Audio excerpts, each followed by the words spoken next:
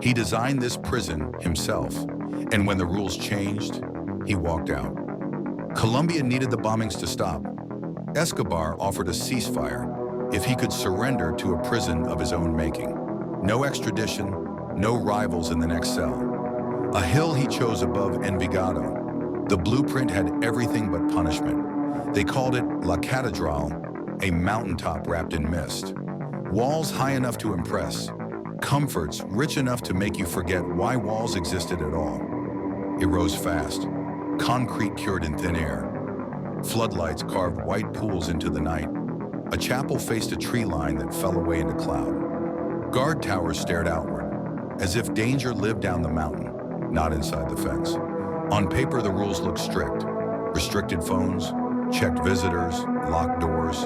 In practice, the rules bent toward the man who wrote them. A soccer field for afternoons.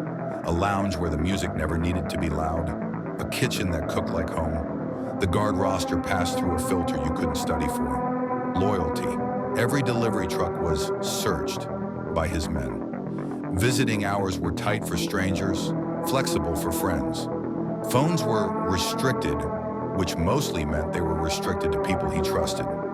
Packages arrived labeled as groceries and left as instructions.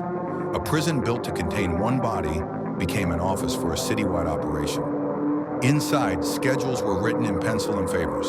Clergy visited, lawyers visited, family visited. A ledger balanced accounts that looked like hospitality and acted like payroll. From this hill, orders flowed like electricity. Enemies invited up did not walk back down. Allies left with tasks. A city learned that a man can be locked up and still run everything. The days had rhythm. Soccer, meals, visitors, decisions. Outside, buses ran. Shops reopened. The deal looked like peace because peace was part of the deal. Comfort wasn't an accident, it was policy. Keep the circle close. Reward loyalty. Let routine blur the line between custody and company. Control didn't mean cameras and chains. It meant who approved the person who carried the keys. In La Catedral, that answer curved back to him. The fine print sounded official. The shape of the deal said something else. The prisoner got to choose the hill, the room, and, quietly, the people. But pressure rose. Foreign partners wanted a real prison. Local officials wanted control that wasn't borrowed from a mountain. A quiet plan formed. Move him to a military base and cut the strings. Then La Catedral crossed a line from containment to command. Two cartel lieutenants who'd fallen out of favor arrived for a meeting and never left. The message amplified the pressure. The state had given sanctuary to a man still settling scores. Rumors slid downhill. Audits, transfers, a change in terms. Up here, terms were the whole point, so the transfer order became a midnight operation. Trucks crawled toward the gate. Radios kept the volume of a secret. The plan depended on surprise, on reaching the doors before the hill woke up. Inside, a phone call moved faster than the convoy. Transfer was not part of the deal. The people with guns took orders from one man, and it wasn't the state. At the front, forms became delays. Keys migrated to the wrong pockets. Papers waited for signatures that never arrived. Time, always neutral, joined the defense. At the back, the hill offered an unlisted feature: cover. Beyond the chapel, fence met forest where mist smothered sound. Someone had measured the drop and cached a rope days earlier. Boots found the steps like they'd found them before. One by one, silhouettes slipped across the fence line and melted into trees. The escape didn't look like a chase. It looked like a routine. By the time the gate yielded, the cells were neat, beds made, tables wiped, a prison that looked well-run and felt recently emptied.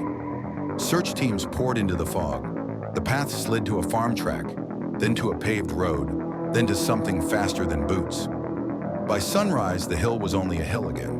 The country woke to the same problem as before, only louder. A compromise designed to end a war had taught the war how to pause. Roadblocks, informants, phones tapped. The ring tightened, loosened, shifted. He moved between safe houses with the confidence of a man who understood every blind corner. He still called family. He still played host. He still made promises. Every routine was risk. Every risk managed until the day it wasn't. Meanwhile, the city counted costs you can't balance in ledgers. Stores that locked early again, neighborhoods that lived between relief and rumor, children who learned the map by the places they weren't allowed to go. Why was a prisoner allowed to choose the hill? Who approved his guard list? How do you transfer a man whose prison locks from the inside?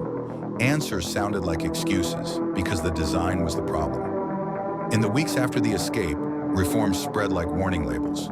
Independent wardenship, rotation of outside troops, surprise inspections, ridge patrols, blind spot audits, and one rule that sounds obvious now: no prisoner picks the people who guard him. The compound changed uniforms. The chapel stayed. The field lost its goalposts and gained quiet. Tours replaced briefings. The story softened at the edges. Fog does that. People remember the lounge and the matches because they look like life. But the important part was paperwork. Deliveries logged by the loyal, visitors cleared by the loyal, guards rotated by the loyal. When loyalty is policy, escape is logistics. The lesson wasn't hidden in legal language. It lived in the silhouette of the deal. If a man designs his own cell, he sketches the exits first. Doors, favors, fog. 3 moves made the escape look inevitable. Delay the front, bureaucracy as shield. Prepare the back, a rope, a path, a pocket of fog. Own the middle.